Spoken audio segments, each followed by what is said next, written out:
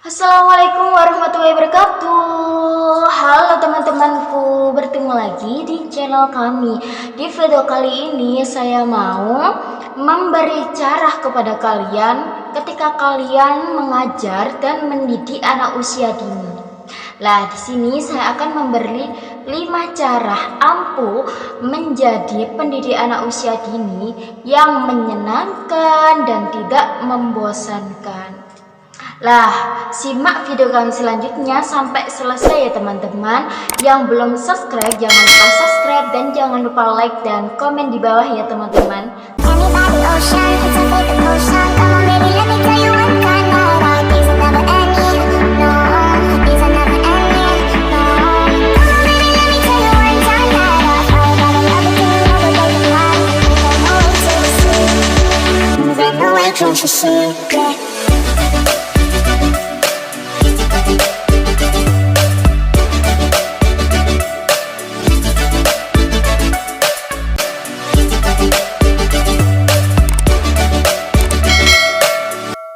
Terima kasih teman-teman. Di sini kita akan membahas tentang 5 cara ampuh menjadi pendidik anak usia dini yang menyenangkan dan tidak membosankan. Menjadi pendidik anak usia dini itu adalah suatu hal yang sangat tidak mudah. Karena apa? Menjadi pendidik anak usia dini itu kita harus menjadi orang yang sabar, ikhlas, dan so pasti harus bisa lucu ya teman-teman. Gitu. Harus bisa lucu dan bisa menghibur siswa-siswa. Terus ketika kita terjun ke pendidikan anak usia dini dan ketika kita masuk ke dalam kelas, kita di situ sebagai fasilitator. Maksudnya fasilitator itu apa? Jadi sebagai guru yang mampu berperan menjadi Spiderman. Ya enggak jadi Spiderman. Jadi di situ kita harus bisa berperan semenarik mungkin, terus yang menggembirakan, yang tidak membosankan. Yang tidak membosankan seperti apa? Kita harus bisa menghibur siswa-siswa dengan cara diajak bernyanyi atau seperti apa dan lain-lain. Nanti kita akan menjelaskannya. Oke, langsung saja kita akan membahas cara yang pertama. Oke, cara yang pertama yaitu kita harus membuat suasana kelas menjadi suasana yang berbeda dan semenarik mungkin. Jadi suasana di kelas PAUD biasanya kan banyak kreasi-kreasi dari kertas lipat yang dibentuk mobil-mobilan, terus ada buah-buahan. Biasanya kan ada buah-buahan itu dikasih angka 1, 2, 3 atau tema kendaraan gitu. Tema kendaraan dikasih bilangan berhitung, ditempel-tempel di dinding. Terus ada gantungan Asmaul Husna atau gantungan bintang, bulan, dan lain sebagainya. Jadi kita harus membuat suasana di kelas PAUD itu menjadi suasana kelas yang menyenangkan dan tidak membosankan, sehingga anak itu betah ketika masuk ke dalam kelas. Biasanya kan kalau adakah semisal sekolah pendidikan anak usia dini, ketika masuk kelas isinya seperti anak SMK. Lah, apakah murid pendidikan anak usia dini itu betah ketika masuk ke dalam ruangan yang kosong dan berisi tempelan pahlawan-pahlawan? Pasti anak usia dini belum mengerti. Jadi kita kenalkan dulu. Jadi suasana kelasnya harus sesuai dengan pembelajaran anak usia dini. Seperti itu ya cara yang pertama. Apa tadi? Cara yang pertama yaitu membuat suasana kelas menjadi suasana yang berbeda dan semenarik mungkin. Pinter. Cara yang kedua yaitu perbanyak memancing ide anak. Dengan cara apa kita memancing ide anak? Semisal ketika kita pertama masuk kelas, anak-anak kan duduk di depan kita. kita mancing dengan cara cerita. Teman-teman, seperti teman-teman tadi berangkat ke sekolah naik apa? Gitu. Pasti anak-anak akan menjawab naik sepeda bu, ada yang seperti itu. Tadi saya diantarkan mama sama papa naik motor gitu. Saya tadi naik mobil bunda gitu. Kan biasanya ada anak yang langsung menjawab. Nah di situ kita sudah mengetahui perkembangan anak dengan cara anak ini sudah mampu mendengarkan apa yang kita tanyakan tadi, seperti itu. Terus semisal kita tanya, tadi teman-teman sudah sarapan apa belum? Gitu. Kita harus mancing ide. Jadi anak mampu berpikir, oh iya saya tadi sudah bu. Pasti anak-anak itu angkat tangan sambil bilang, ya bu saya sudah makan gitu. Terus semisal juga tanya kepada anak-anak, teman-teman gitu, biasanya yang apa gitu, sekarang hari apa teman-teman gitu kan.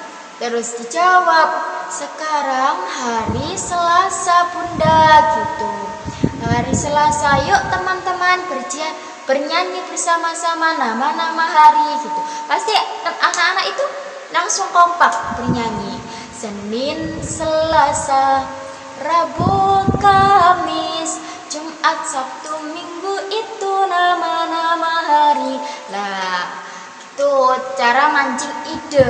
Jadi masih banyak yang lain kita memancing ide kepada anak usia dini. Seperti itu cara yang kedua, yaitu kita perbanyak memancing ide kepada anak usia dini sehingga anak tidak mudah bosan dan mampu berinteraksi kepada guru. Seperti itu ya teman-teman. Cara yang ketiga yaitu manfaatkan teknologi. Apa boleh bunda kita mengajarkan teknologi kepada anak usia dini? Boleh, karena kita sekarang ada di zaman yang begitu banyak teknologi canggih. Jangan sampai ya anak didik kita atau anak turun kita tidak mampu mengetahui teknologi perkembangan zaman. Jadi kita harus menyesuaikan keadaan zaman sekarang dengan cara apa? Semisal kita mengajak anak-anak untuk melihat proyektor yang besar yang berisi tentang cerita kisah Nabi. Di situ anak-anak pasti kaget, loh kok bisa ada televisi besar gitu. Nah di situ guru menjelaskan, ini nak namanya proyektor. Proyektor itu apa? Pandulan dari komputer, intinya kayak gitu. Nah nanti anak-anak kan mampu melihat, oh begini ya bunda gitu. Pasti anak-anak melihat semua kisah-kisah yang ada di video tersebut. Tapi videonya harus menarik. Masa videonya orang dewasa, pasti anak usia dini tidak akan mendengarkan, pasti akan mutar mencari-cari permainan sendiri, seperti itu biasanya. Dan bisa saja kita kalau di TK kan ada itu ekstrakurikuler komputer. Nah, kita akan mengajarkan anak cara mengetik di laptop atau di komputer atau cara bermainnya. Tapi tidak terlalu banyak, kita hanya mengenalkan aja, oh ini seperti ini nak, ini seperti itu gitu. Kita akan menyamakan sesuai pembelajarannya. Cara yang keempat yaitu kita harus bisa bersifat humoris atau lucu. Loh, kok harus seperti itu? Iya, menjadi pendidik anak usia dini itu harus bisa humoris dan lucu agar anak-anak itu tidak bosan. Seperti kita bercerita kita menirukan gaya kucing. Teman-teman, bunda mau bercerita. Pada suatu hari ada seekor kucing. Kucingnya itu warna putih teman-teman gitu. Intinya kita harus menirukan sebuah cerita yang ada dalam buku tersebut. Jadi kita perankan kita sebagai kucing atau sebagai lainnya. Terus kita harus bisa bernyanyi dengan agar agar anak-anak itu menarik. Jadi cara yang keempat adalah bunda-bunda harus bisa bersifat humoris dan lucu. Seperti itu ya bunda-bunda. Selanjutnya cara yang kelima yaitu kita harus berbuat adil dan perhatian pada semua siswa. Banyak sekali guru yang sering memperhatikan anak yang pintar, anak yang berkecukupan, atau anak yang anaknya orang tinggi atau apa. Biasanya ada guru yang seperti itu. Kasihan kepada anak-anak yang rendah. Jadi sebagai pendidik harus adil, menyayangi semua siswanya, mengasih perhatian kepada siswa-siswanya tanpa pilih kasih. Seperti itu. Jadi kita harus menyayangi siswa-siswanya tanpa ada rasa pilih kasih. Semua harus kita tanyakan rata. Semisal kita tanya A, kita harus tanyakan si B dan D dan C gitu. Kita tanyakan semua. Jangan sampai pilih kasih kepada anak usia dini. Karena pernah ada seorang anak usia dini, ketika gurunya pilih kasih, dia itu merasakan, kok saya kok gak ditanyain sama bunda, kenapa saya kok gak diperhatianin sama bunda. Pasti dia termenung di pojokan. Di situ anak akan tidak mau sekolah atau bosan gitu.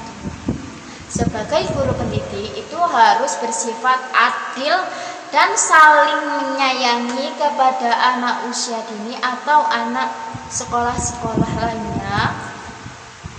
Dan kita harus berperhatian dan saling tolong menolong juga, dan harus sabar ketika menjadi pendidik. Seperti itu ya bunda-bunda. Lah, hanya itu yang bisa saya sampaikan kepada bunda-bunda tentang cara ampuh menjadi pendidik anak usia dini yang menyenangkan dan tidak membosankan. Semoga bermanfaat bagi bunda-bunda.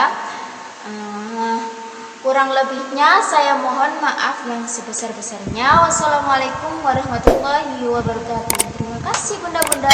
Jangan lupa subscribe, like, dan komen di bawah ya.